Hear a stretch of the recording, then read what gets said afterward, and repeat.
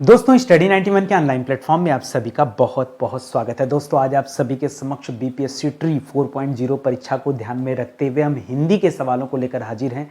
यहाँ दोस्तों हिंदी के लगभग सभी चैप्टर पर हम आज चर्चा करने वाले, चाहे रस, छंद, संधि, समास, ठीक है, इन सभी चैप्टर पर दोस्तों आज हम अपनी चर्चाएं करेंगे। तो आइए देखते हैं कि सवाल किस तरीके का है। और याद रखेंगे आज की क्लास अगर आप देखते हैं तो पूरे 1320 सवाल आपके तैयार हो जाएंगे। और आज हमारा कोई पहला लेक्चर नहीं है, ये हमारा दोस्तों 44वें नंबर का लेक्चर है जो आज आप देखने चल रहे हैं। ठीक है, एक हमने स्पेशल बैच भी बना रखा है दोस्तों बीपीएससी के लिए। आप यहां पर आइए, बहुत बेहतरीन तरीके से दोस्तों एक एक चैप्टर आपको पढ़ाया गया है। बीपीएससी में हिंदी को लेकर के दोस्तों आपको कोई डाउट नहीं होगा, ये आप ध्यान में रखें। ठीक है, और इस बैच से एक और फायदा है कि आगे भविष्य में आपको कोई भी एग्जाम देना हो, जहां हिंदी के सवाल आने हैं ना, तो फिर टेंशन लेने की जरूरत नहीं है। एक बैच ही दोस्तों काफी है आपके पीआरटी, मिडिल, टीजीटी, पीजीटी या फिर अन्य किसी भी एग्जाम के लिए। ठीक है, चलिए शुरू करते हैं। तो 1291 से हम बातचीत करना शुरू करेंगे और पूरा 1320 सवाल हम लोग अटेंड करेंगे। ठीक है, पहला सवाल दे रहा है पुष्प की अभिलाषा। सोच समझ के जवाब दीजिएगा कि पुष्प की अभिलाषा ये किसकी रचना है। ठीक है, ऑप्शन दे रहा दोस्तों राम वृक्ष बेनीपुरी जी की बिल्कुल भी नहीं है, रामचंद्र शुक्ल की भी रचना नहीं है, जयशंकर प्रसाद जी की भी नहीं है और रामधारी सिंह दिनकर की भी नहीं। यह रचना दोस्तों माखनलाल, सर हमने तो कभी नहीं सुना। चलिए आपने नहीं सुना तो कोई बात नहीं, याद रखेगा माखनलाल चतुर्वेदी जी को सबसे पहला दोस्तों साहित्य अकादमी पुरस्कार भी मिला हुआ था। ठीक है, साहित्य अकादमी पुरस्कार, ठीक है, पुरस्कार विजेता या माखनलाल चतुर्वेदी थे। और फर्स्ट नंबर का जो पहला मिला था ना, पहला, हम उसकी बात करें। ठीक है, पहले पुरस्कार के विजेता थे। इसके अलावा जब इनकी रचनाओं के बारे में आप पढ़ेंगे तो आप पढ़ते हैं दोस्तों हिम किरीटिनी। ठीक है, पूछता परीक्षा में कि हिम किरीटिनी यह किसकी रचना है, तो ये इन्हीं की रचना है। इसी तरह से पूछे हिम तरंगिनी, ठीक है, हिम तरंगिनी वो भी दोस्तों इन्हीं की रचना है। इसी तरह से साहित्य देवता, ठीक है, याद रखेगा 3-4 रचनाएं पढ़ लीजिए। ठीक है, साहित्य देवता, और एक और लिखिएगा मरण ज्वार। ठीक है, मरण ज्वार, ये सब दोस्तों किसकी रचनाएं हैं ये। और साथ ही साथ पुष्प की अभिलाषा, एक और लिखिएगा सिपाही, जी हाँ, खाली सिपाही लिखेगा। ठीक है, सिपाही दोस्तों किसकी रचना है, यह माखनलाल चतुर्वेदी जी की है। जबकि दोस्तों कलम का सिपाही दोस्तों एक आप पढ़ते हैं ना, ठीक है, कलम का सिपाही, ठीक है, कलम का सिपाही ये दोस्तों आप पढ़ते हैं किसकी ये रचना है, ये दोस्तों प्रेमचंद जी की रचना है। ठीक है, कलम का सिपाही दोस्तों ये प्रेमचंद की रचना है, जबकि खाली सिपाही जो है ये माखनलाल चतुर्वेदी की रचना है। ऐसी छोटी छोटी बातों पर अगर आप ध्यान नहीं देंगे तो फिर जानिए कि फिर टीजीटी पीजीटी वाले सेक्शन को आप टच नहीं कर पाएंगे। ठीक है, इतना बेहतरीन आपकी तैयारी होनी चाहिए। आगे बढ़िए, अगला सवाल दे रहा दोस्तों परति परिकथा। परिति परिकथा यह दोस्तों किसकी रचना है, बहुत ध्यान से सोचिए समझिए जवाब दीजिए, कोई जबरदस्ती नहीं है। ठीक है, मंडन मिश्रा जी की तो बिल्कुल भी नहीं है। मंडन मिश्रा जी दोस्तों शंकराचार्य से इन्होंने क्या किया था, जो है वहां क्या होता था, पहले दो लोग आपस में वार्तालाप करते थे ना, ठीक है, तो उस तरह का दोस्तों इनके साथ कंपटीशन हुआ था, तो ये अलग है। महादेवी वर्मा की भी रचना नहीं है, देवकी नंदन खत्री की भी रचना नहीं है। और अब बताइए क्या करेंगे, अब आपके दिमाग में आएगा सर अब यह परती कथा किसके बारे में करें, तो ये फणीश्वर नाथ रेणु की कथा है। ठीक है, रचना है, किसकी रचना है, फणीश्वर नाथ रेणु जी की रचना। और इनके बारे में पहले ही बता चुका हूं, बिहार की धरती पर दोस्तों इनका जन्म हुआ था और बहुत सारी रचनाएं जिसकी वजह से दोस्तों ये पॉपुलर हुए। वो पहली रचना दोस्तों मैला आंचल। ठीक है, देखिए हर लेखक बहुत सारी रचनाएं करता है, लेकिन सबकी वजह से फेमस नहीं होता, कुछ निश्चित रचनाएं ही दोस्तों उसे आगे ले जाती हैं। एक और इनकी रचना लिखेगा जुलूस, एक और लिखेगा पलटू बाबू रोड, आपको याद होगा। ठीक है, पलटू बाबू रोड, ठीक है, पलटू बाबू रोड दोस्तों ये अभी इन्हीं की रचना है। एक लिखेगा दीर्घ तपा, ठीक है, दीर्घ तपा, वो भी किसकी रचना है, ये सब फणीश्वर नाथ रेणु जी की रचना। परति परिकथा भी दोस्तों इन्हीं की रचना है, तो आप दिमाग में रखिएगा। अगला सवाल देखिए, कह रहा है ऊंची काली दीवारों के घेरे में डाकू चोरों बटमारों के डेरे में जीने को देते नहीं पेट भर खाना, मरने भी देते नहीं तड़प रह जाना। ये दोस्तों किसकी पंक्ति है, बहुत सोच समझ के बताइएगा। ठीक है, बहुत कायदे से पढ़िए फिर आपको समझ में आ जाएगा। ठीक है, यह जो रचना दोस्तों किसकी करा है, पंक्ति पहले बताइए किसकी, रचना बाद में बताइएगा। करा राम वृक्ष बेनीपुरी जी की, रामचंद्र शुक्ल जी की, या जयशंकर प्रसाद जी की, या माखनलाल चतुर्वेदी जी की, या फिर रामधारी सिंह दिनकर जी की। तो याद रखेगा दोस्तों यह रचना है, यह जो पंक्ति है यह है माखनलाल चतुर्वेदी जी की। जी हाँ, माखनलाल चतुर्वेदी जी, वही हिम तरंगिनी हिम किरीटिनी जिनकी रचनाएं आपने पढ़ा, यह उन्हीं की दोस्तों एक कृति है जिसका नाम है कैदी और कोकिला। क्या नाम दोस्तों, इनकी एक रचना है, उसका नाम है कैदी और कोकिला, ठीक है, कैदी और कोकिला, ठीक है। तो याद रखेगा उसी रचना की, उसी कविता है दोस्तों, उसी कविता की यह लाइन है जो मैं आपको सुना रहा हूं, ठीक है। तो ऊंची काली दीवारों के घेरे में डाकू चोर बटमारों के डेरे में, जीने को नहीं देते पेट भर खाना, मरने भी नहीं देते तड़प रह जाना। ये दोस्तों कविता है कैदी और कोकिला, इसे आप ध्यान में रखेंगे। और किसकी रचना दोस्तों? माखनलाल चतुर्वेदी जी की रचना है, इसे अपने दिमाग में रखिएगा। अगला करा हजारी प्रसाद द्विवेदी की किस रचना के लिए दोस्तों उन्हें साहित्य अकादमी पुरस्कार जो दिया गया था, ठीक है। यहां दोस्तों मैंने आपको कहा कि याद रखेगा पहला साहित्य अकादमी पुरस्कार पहला यह दिया गया था दोस्तों 1955 में, ठीक है। और पहला किसे दिया गया था? यह दिया गया था माखनलाल चतुर्वेदी को। किसे दिया गया था? माखनलाल चतुर्वेदी को। और फिलहाल यहां आपसे पूछा है कि जो है हजारी प्रसाद द्विवेदी की किस रचना के लिए दिया गया था? तो अनाम दास का पोथा, हालांकि इन्हीं की रचना, लेकिन इसके लिए नहीं, चारूचंद के लिए भी नहीं दोस्तों। बच्चा जो कंफ्यूजन में आता है कि सर आलोक पर्व करें या अशोक का फूल करें, ठीक है, तो याद रखेगा अशोक का फूल नहीं, आलोक पर्व। ये पांचों रचनाएं दोस्तों हजारी प्रसाद द्विवेदी जी की हैं, लेकिन इन्हें इनकी आलोक पर्व वाली जो रचना थी उसके लिए मिला था। कब मिला था? तो 1973 में मिला था। कब मिला था दोस्तों?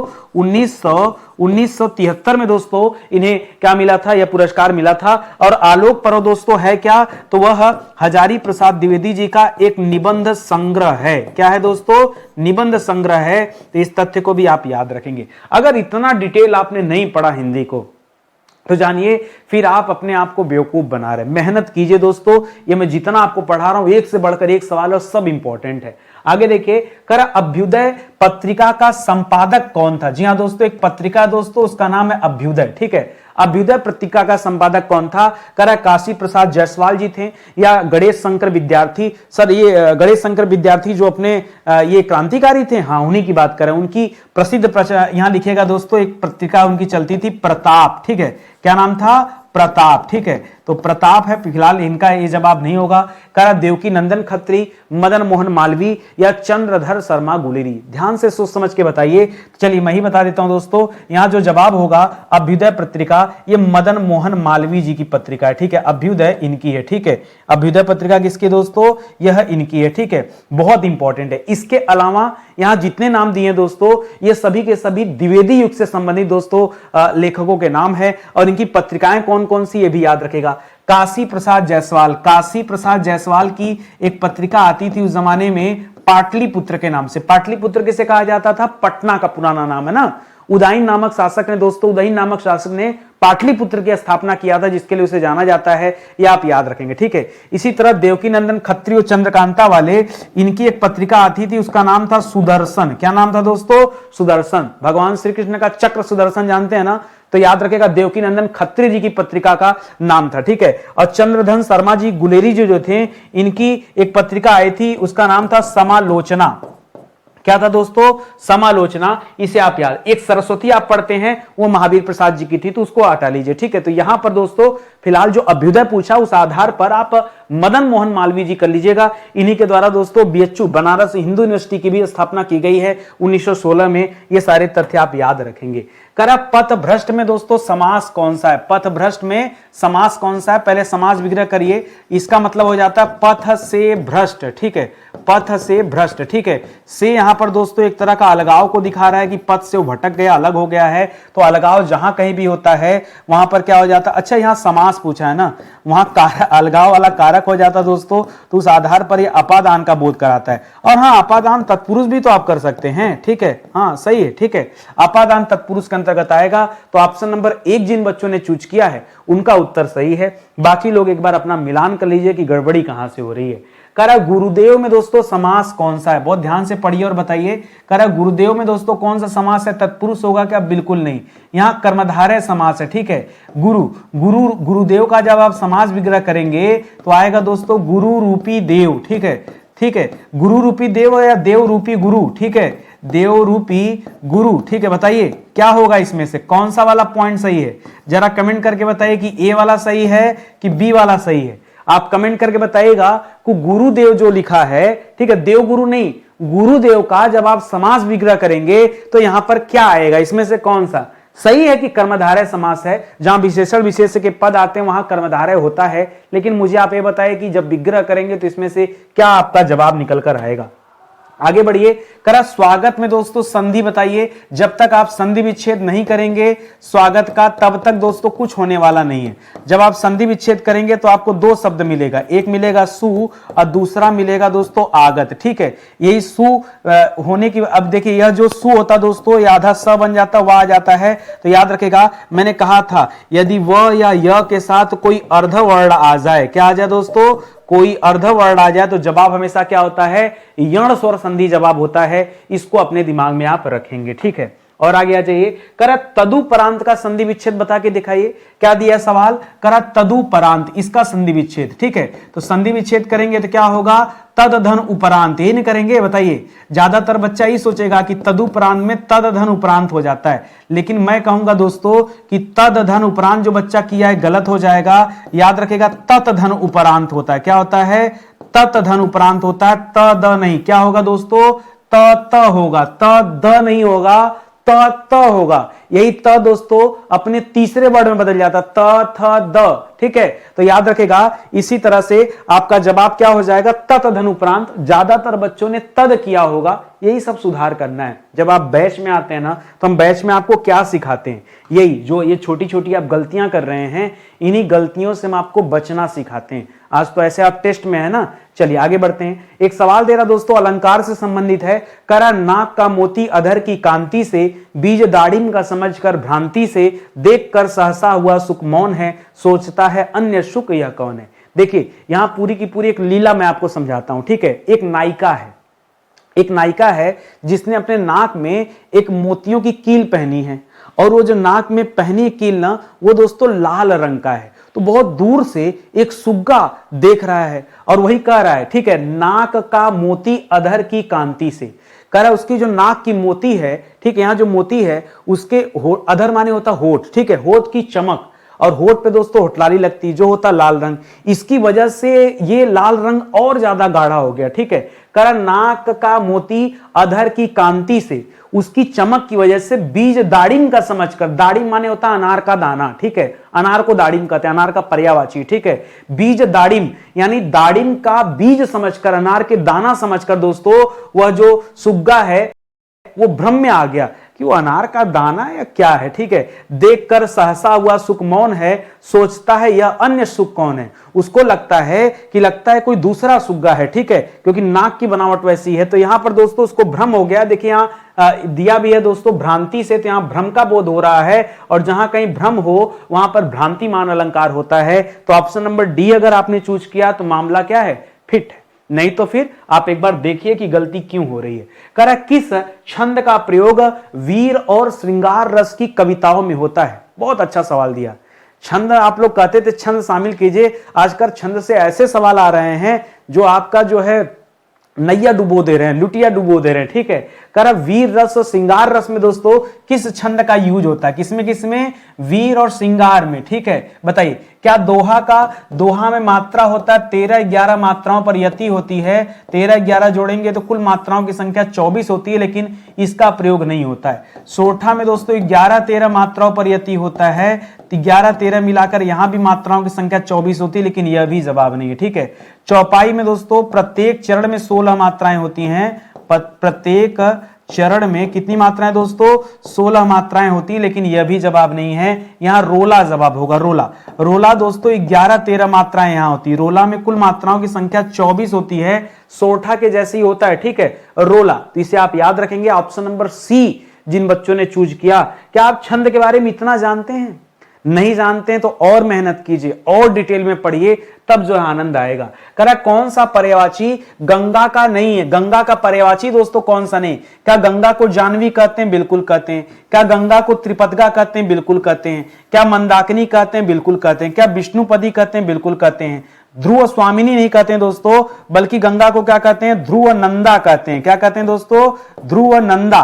गंगा को ध्रुव नंदा कहते हैं, ठीक है। इसके अलावा दोस्तों गंगा को सुर नदी कहते हैं, सुर नदी देवताओं की नदी है ना, ठीक है, सुर नदी या सुर सरी, ठीक है, ये सब दोस्तों होता है। लेकिन ध्रुव स्वामिनी जो दिया है गड़बड़ दिया, ध्रुव नंदा लिखना चाहिए, ध्रुव स्वामिनी नहीं।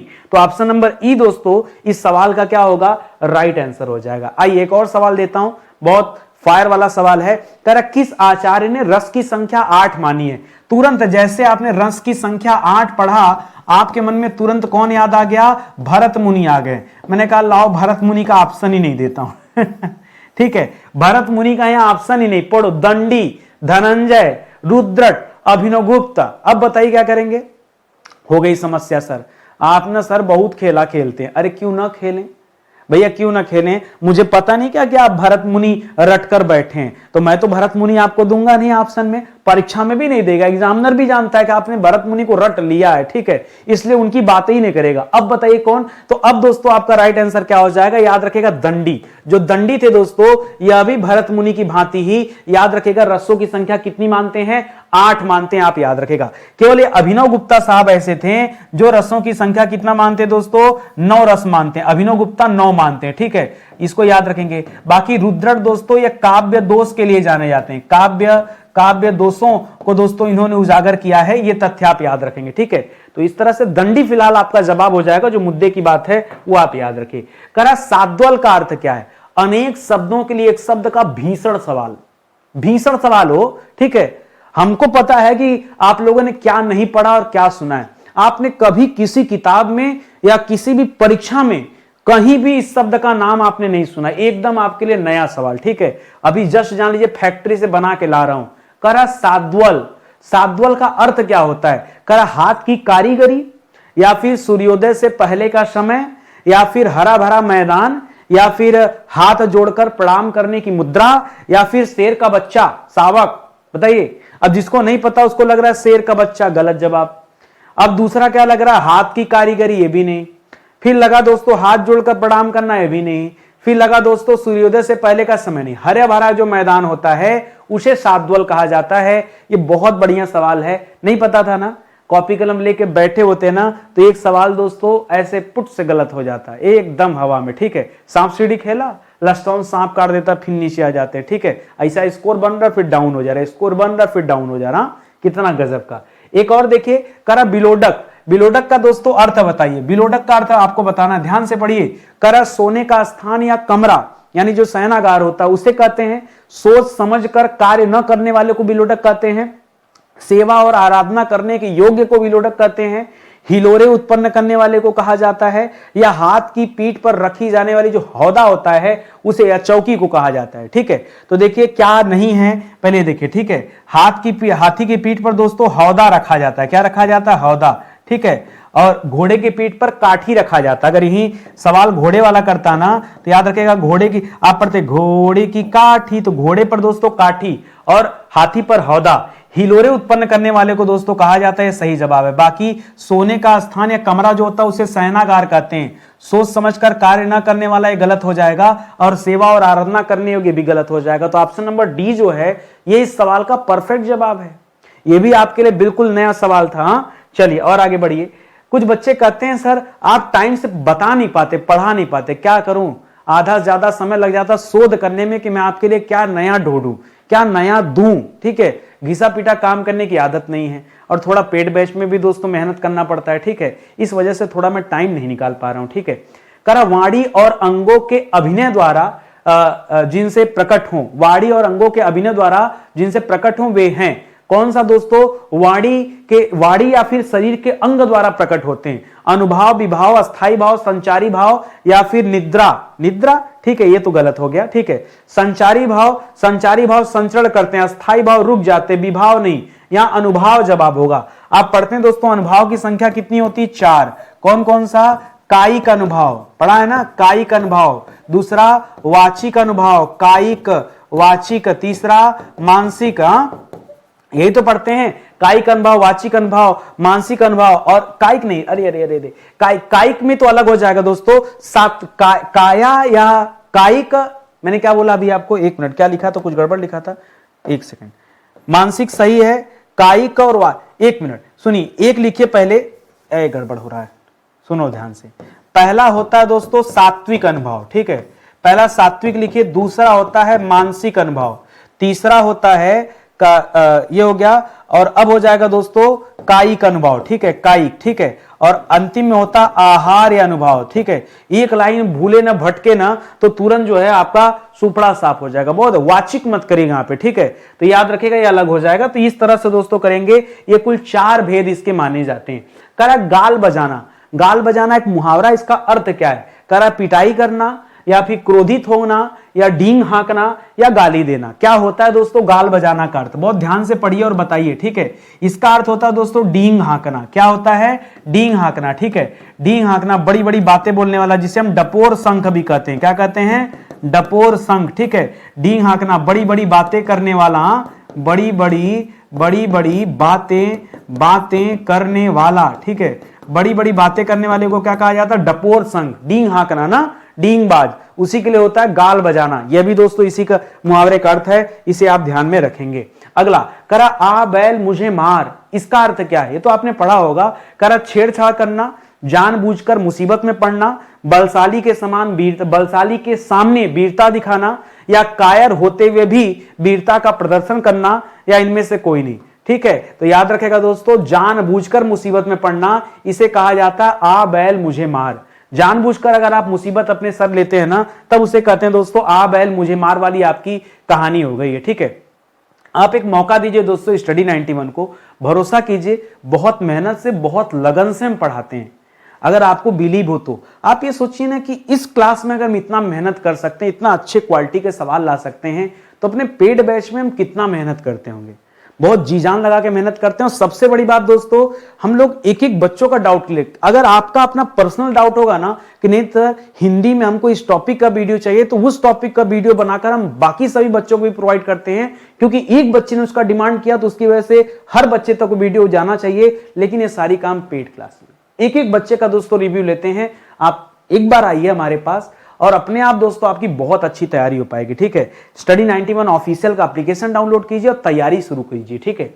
अगला सवाल दे रहा है कि कौन सा स्त्रीलिंग शब्द नहीं है? ध्यान दीजिएगा, कौन सा स्त्रीलिंग शब्द नहीं है? मैंने आपको समझाया था, जब कभी ऐसा सवाल आए तो ऐसे एक ब्रेक कीजिए और यहां पर पुल्लिंग और स्त्रीलिंग नोट कर लीजिए, ठीक है। अब देखिए क्या करना है, जैसे मैं कहूं अच्छा संतान या अच्छी संतान, तो संतान तो दोस्तों अच्छी होती है, अच्छा तो होता नहीं है, तो ये हो जाएगा। सौतन दोस्तों, वैसे भी सौतन कोई ना कोई महिला ही होती तो भी ये हो जाएगा, ठीक है। अच्छी कक्षा, अच्छा कक्षा नहीं, कक्षा बड़ी अच्छी चल रही है, तो यह भी स्त्रीलिंग हो जाता है। अच्छी खासी वहां भीड़, बाजार में अच्छी खासी भीड़ थी, तो यह भी हो जाएगा स्त्रीलिंग। माली दोस्तों याद रखेगा, यह पुल्लिंग शब्द है। माली का स्त्रीलिंग हो जाता है मालिन। क्या हो जाता दोस्तों? मालिन शब्द देता, तब दोस्तों क्या होता है? यहां स्त्रीलिंग होता। अभी के लिए दोस्तों गलत दे रहा है, ठीक है। तो याद रखेगा माली शब्द क्या हो जाएगा? पुल्लिंग हो जाएगा, क्योंकि आपसे पूछा कौन सा स्त्रीलिंग शब्द नहीं है, तो ऑप्शन नंबर ई चूज कीजिएगा, यह नहीं है। करा वह मुझे लेने आएगा तभी मैं जाऊंगी। अच्छा, अरे हमको तो लगा भाग जाओगी। सुनिए, वह मुझे लेने आएगा तभी मैं जाऊंगी, एक तो भविष्य का मामला है। और मैंने कहा था यदि कभी दोस्तों निर्भरता देखने को मिले तो आंख मूंद कर दोस्तों हमेशा क्या हो जाएगा? हेतु हेतु मत भविष्य काल होगा। बस इसके लिए एक ही कंडीशन दोस्तों, कभी भी वाक्य में अगर आपको निर्भरता दिख रही है, और यहां देखिए वह मुझे लेने आएगा तभी मैं जाऊंगी, यहां दो अलग अलग वाक्य है ना, ठीक है। और जब दोस्तों निर्भरता, क्योंकि आएगा तब जाएंगी और नहीं आएगा तो नहीं जाएगी, हाँ यही तो मतलब है। तो जब कभी निर्भरता हो तब दोस्तों वहां हेतु हेतु मत भविष्य काल हो जाएगा। करा है कि निम्नलिखित में से कौन सा वचन के अनुसार दोस्तों असत्य है, जो गलत हो पहचानिए। करा कौवा का बहुवचन कौवे होता है या नहीं होता है, या बिंदी लगी होगी, बताओ। पत्रिका का पत्रिकाएं, दूसरा वधु का वधुएं, ठीक है। तीसरा गुरु का गुरुओं, चौथा गौ का गौवें। गड़बड़ कहां है बताइए? तो गड़बड़ दोस्तों गुरु में, गुरु का दोस्तों गुरुओं नहीं होता है, गुरु का बहुवचन होता है गुरुजन। क्या होता है दोस्तों? गुरु का बहुवचन क्या होता है? गुरुजन होता है, गुरुओं नहीं होता है। गड़बड़ लिखा हुआ है। अब आप अपना दिमाग पता नहीं कहां चला रहे हैं, नहीं तो जल्दी जल्दी आप जवाब देते हैं। करा रमेश महेश से चतुर है, यहां पर कारक बताना, सोचिए समझिए बताइए। रमेश जो है महेश से चतुर है, मैंने आपको समझाया था कभी किसी भी प्रकार का दोस्तों तुलना हो, कभी किसी भी प्रकार, एक तरह का तुलना है, कभी किसी भी प्रकार का दोस्तों तुलना हो जाए, या कहीं दोस्तों शर्माने की बात आ जाए, या कहीं दोस्तों लजाने की बात आ जाए, या कहीं दोस्तों डरने की बात आ जाए, हाँ डरने की, कहीं भय की बात आ जाए, कहीं दोस्तों अलगाव की बात आ जाए, अलगाव की बात आ जाए, कहीं दोस्तों दूरी की बात आ जाए, ये सब में क्या होता है दोस्तों, अपादान कारक होता है। इन सब में अपादान कारक होता है। मैंने आपको कितने बार समझाया। तो यहां भी दोस्तों मामला तुलना का था। मेरी बातें अगर आपको याद होती तो सवाल भी याद होता। करा प्र उपसर्ग से बना शब्द कौन सा नहीं है? जो प्र उपसर्ग से नहीं बना हुआ वो बताना है। उपसर्ग हमेशा लगता कहां दोस्तों? उपसर्ग लगता हमेशा प्रारंभ में, ठीक है। और कह रहा किसमें नहीं है? तो देखिए प्रयत्न अगर आप तोड़ेंगे तो यहां मिलेगा प्रधन यत्न, यत्न हो जाएगा मूल शब्द, अब प्र हो जाएगा उपसर्ग। प्रयोग में दोस्तों प्र हो जाएगा मूल शब्द, प्र हो जाएगा उपसर्ग और योग हो जाएगा मूल शब्द। प्रसिद्ध में दोस्तों प्र हो जाएगा उपसर्ग और सिद्ध हो जाएगा दोस्तों मूल शब्द, ठीक है। प्रगति में दोस्तों प्र हो जाएगा उपसर्ग और गति क्या हो जाएगा दोस्तों? गति, ठीक है, यह हो जाएगा मूल शब्द। प्रत्यक्ष जब आप करेंगे तोड़ेंगे तो यहां मिलता है प्रति, क्या मिलता है? प्रति धन अक्ष। यहां प्रति उपसर्ग दोस्तों, न कि प्र उपसर्ग। तो ध्यान दीजिएगा, जवाब भी यही हो जाएगा ना, समझ रहे हैं ना? बस ऐसे करिएगा। इसी तरह से अगला सवाल देखिए, करा इनमें से कौन सा ईन प्रत्यय से नहीं बना है? ईन, शौकीन, देखिए शौक मूल शब्द होता है और शौक में जब ईन प्रत्यय जोड़ेंगे तब दोस्तों शौकीन शब्द बन जाता है, समझ रहे? वो भी बड़ी ई, देखिए बड़ी ई लगा है। प्राचीन दोस्तों याद रखेगा, यहां पर प्राचीन दोस्तों, यहां जो प्राचीन शब्द है यहां प्राची से बना हुआ शब्द है, इसमें भी ईन लगा हुआ है। रंगीन दोस्तों रंग से बना हुआ शब्द है, ठीक है। नमकीन दोस्तों नमक से बना हुआ शब्द है, नमक, नमक धन ईन बराबर नमकीन। दूरबीन में दुर्ब नहीं होता है, दूरबीन वैसे ही मूल शब्द है, ये गलत लिखा हुआ है, ठीक है। मतलब ये प्रत्यय इसमें नहीं है, ये मैं आपको समझाना चाह रहा हूं। तो ऑप्शन नंबर ई दोस्तों यहां पर क्या होगा?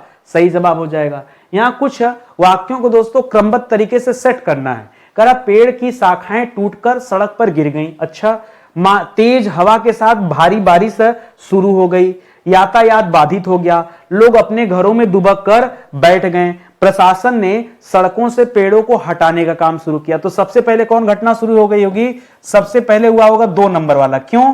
क्योंकि तेज हवा के साथ पहले बारिश शुरू हुआ होगा। जब तेज हवा होगा तब दोस्तों क्या टूटा होगा? टहनियां टूटी होंगी, पेड़ की शाखाएं टूटी होंगी, ठीक है। तब दोस्तों ये वाली घटना घटी होगी, ठीक है। इसके बाद दोस्तों क्या हुआ होगा? इसके बाद लोग अपने घरों में दुबक कर बैठ गए होंगे डर के मारे कि अब इतना आंधी पानी आ गया तो एक जगह रुक जाओ, ये हुआ होगा। फिर दोस्तों यातायात भी दोस्तों क्या हो गया होगा? बाधित हो गया होगा। और अंतिम में आप क्या याद रखेंगे? प्रशासन ने सड़कों से पेड़ों को हटाने का काम शुरू किया होगा। तो इस तरह से 2 1 4 3 5 आपका जवाब होगा। जो 1 4 5 3 नहीं 4 3 5 4 3 5 ये गलत दे दिया है, 4 3 5 ये भी गलत है, 4 3 5 ये भी गलत है, 4 5 3 नहीं 4 3 5 ये सही हो जाएगा। 2 1 4 3 5 यानी ऑप्शन नंबर डी जो दिया है एकदम सही जवाब हो जाएगा। ऐसे ही देखिए और सवाल दिखा रहा हूं आपको। अब आपके सामने दोस्तों गद्यांश का एक हमारे भैया साहब, कल मैंने कमेंट देखा उनका, उन्होंने कहा सर कुंभ पे एक गद्यांश दे दीजिए। मैंने कुंभ पे दिया। मैं कितने दिन से आपसे कह रहा था कि आप बताओ कि मैं आपको किस विषय पर गद्यांश दूं, लेकिन आप हमारा जवाब ही नहीं देते। आपको कमेंट करने में इतना दुख होता है, ईश्वर जाने कैसे काम चलेगा। देखिए अब यहां पर सवाल क्या है कि महाकुंभ मेला कितने वर्षों के अंतराल पर आयोजित होता है? वैसे लगता तो हर साल है, लेकिन कुंभ का जो मेन महत्व है वो दोस्तों 12 वर्षों के अंतराल पे लगता है, ठीक है। हर 12 वर्ष के अंतराल पर एक कुंभ लगता है, हम सभी जानते हैं। फिलहाल यहां देखिए, करा महाकुंभ मेला भारत के प्राचीनतम धार्मिक और सांस्कृतिक आयोजनों में से एक है। यह मेला हर 12 साल में 4 प्रमुख स्थलों पर लगता है। प्रयागराज, हरिद्वार, ठीक है, ध्यान से, प्रयागराज, हरिद्वार, नासिक। पहली बार मेला दोस्तों नासिक में ही लगा था, और उज्जैन महाकाल वाला, ठीक है। तो ये 4 जगह आयोजित किया जाता है, ठीक है। कर महाकुंभ का महत्व केवल धार्मिक नहीं बल्कि सांस्कृतिक और आध्यात्मिक महत्व भी है। मान्यता है कि गंगा, यमुना और सरस्वती के संगम पर स्नान करने से मनुष्य को उसके सभी पापों से मुक्ति मिल जाती है और उसे मोक्ष की प्राप्ति होती है। महाकुंभ में करोड़ों श्रद्धालु, साधु संत और तीर्थयात्री शामिल होते हैं। इसमें अखाड़ों के साधुओं का जुलूस और पवित्र स्नान विशेष आकर्षक होता है।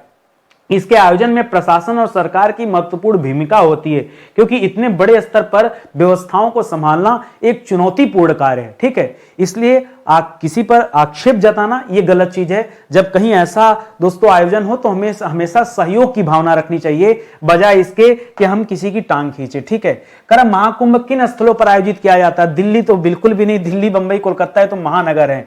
प्रयागराज, हरिद्वार, उज्जैन और नासिक के सही जवाब है। ठीक है, बाकी सब अपने आप गलत हो जाए। बनारस में लगता नहीं है, गंगा यमुना गोदावरी का संगम नहीं दोस्तों, लखनऊ, कानपुर, आगरा नहीं। ठीक है, सब गलत जवाब है। ठीक है, तो आपका ऑप्शन नंबर बी दोस्तों सही हो जाएगा। बड़ी रोचक कहानी इसके पीछे है, अब मैं क्या ही बताऊं, आपको पास समय नहीं है, नहीं तो मैं बताता जरूर। महाकुंभ में स्नान करने से किसकी प्राप्ति होती? धन और यश की नहीं, शांति भक्ति नहीं, मोक्ष और पापों से दोस्तों मुक्ति मिलती है। इस वजह से दोस्तों व्यक्ति जाता है। ठीक है, और एक माह का जो कल्पवास का प्रावधान है वो इसलिए है कि एक माह तक दोस्तों विश्व में, दुनिया में जहां कहीं भी ईश्वर हैं, वो कहा जाता है कि कुंभ के समय में वो ईश्वर अपना अपना स्थान छोड़कर गंगा यमुना के पावन तट पर आ जाते हैं, जहां पर एक कुंभ का आयोजन होता है। उस तट पर दोस्तों विराजते हैं पूरे एक महीना, पूरा एक महीना दोस्तों ही निवास करते हैं। तो होता है कि जब भगवान अपना धाम छोड़कर आ गए हैं तो हम भी अपना धाम छोड़कर चलें और वहां भगवान के साथ रहने का और स्नान करने का मौका मिलेगा तो मोक्ष तो मिल ही जाएगा। इस वजह से दोस्तों ऐसी भावना है। ठीक है, करा कि महाकुंभ में कौन सी गतिविधियां मुख्य आकर्षक होती हैं? खेल प्रतियोगिताएं नहीं, वहां साधुओं का जुलूस और पवित्र स्नान जो होता है यह आकर्षक होता है, तो बी जवाब हो जाएगा। महाकुंभ का मुख्य उद्देश्य क्या है? धार्मिक अनुष्ठान और आर्थिक लाभ बिल्कुल नहीं, समाज में एकता, शांति और भक्ति का संदेश। ठीक है, देख लेते हैं। सांस्कृतिक प्रदर्शन और मनोरंजन नहीं, व्यापारिक और राजनीतिक बैठक नहीं, आध्यात्मिक और शिक्षा का प्रसार नहीं। ऑटोमेटिक दोस्तों बी ही जवाब आ रहा है। हम लोग एक बार गद्यांश भी पढ़ लेते हैं। करम मेले के दौरान धार्मिक प्रवचन, भजन कीर्तन और सांस्कृतिक कार्यक्रम आयोजित किए जाते हैं जो श्रद्धालुओं को आध्यात्मिक शांति प्रदान करते हैं। महाकुंभ का उद्देश्य केवल धार्मिक अनुष्ठान नहीं है, बल्कि समाज में एकता, शांति और भक्ति का संदेश फैलाना है। यह आयोजन भारत की आध्यात्मिक और सांस्कृतिक धरोहर का प्रतीक है जो दुनिया भर के लोगों को आकर्षित करता है। तभी आप देख रहे हैं दोस्तों देश विदेश से लोग इसकी तरफ अपने आप आकर्षित होते हैं और यहाँ पर आने का प्रयास करते हैं। ठीक है, और हमारे सामने दोस्तों इस बार जो महाकुंभ है, ठीक है, यह 144 वर्षों बाद दोस्तों लगा है, तो इसका एक अपना अलग महत्व है। इस वजह से दोस्तों मौका हो आपके पास तो आप जरूर जाइए और एक बार दोस्तों जाना चाहिए, क्योंकि सौभाग्य है कि इस जन्म में हमें ऐसा पुण्य कार्य करने को मिला। क्योंकि अब मान लीजिए अभी इस बार छोड़ा तो अगली बार कब मिलेगा? अब 144 साल तक तो आप जिंदा रहने वाले नहीं है, ना आप ना हम। ठीक है, तो इस वजह से दोस्तों मौका है तो आप देखिए। अच्छा, यहाँ पे हिंदी का काम तो हो गया। मैं आपको बता दूं जीएस की क्लास भी मैंने पढ़ाई है, पूरे 416 लेक्चर दोस्तों अब तक मैं पढ़ा चुका हूं। आप आइए, 400 प्लस लेक्चर दोस्तों मायने रखता है, पूरी क्लास फ्री है। अगर 1 से लेकर 45 तक पढ़ते हैं तो एंशिएंट हिस्ट्री आपका कंप्लीट हो जाएगा। इसी तरह 46 से 91 तक पढ़ेंगे तो मिडावल कंप्लीट हो जाएगा। 92 से 150 तक पढ़ेंगे तो मॉडर्न कंप्लीट हो जाएगा। 151 से 230 तक पढ़ेंगे, 80 लेक्चर में संविधान कंप्लीट हो जाएगा।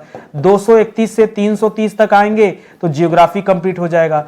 331 से दोस्तों हम 416 तक आ गए हैं और हम लोग दोस्तों यहाँ 86 लेक्चर पढ़ चुके हैं ज्योग्राफी में, केवल ज्योग्राफी में। लेकिन अभी खत्म नहीं हुआ, अभी ये ज्योग्राफी चल रही है, ये अभी चल रही है, इसलिए स्टार्ट लिखा हुआ। ठीक है, जब ज्योग्राफी समाप्त हो जाएगा तो हम लोग साइंस की तरफ बढ़ेंगे।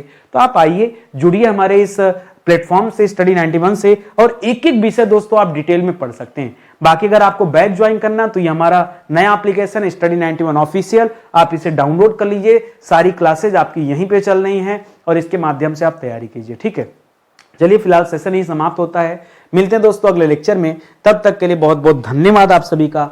जय हिंद, जय Bharat. Thank you so much.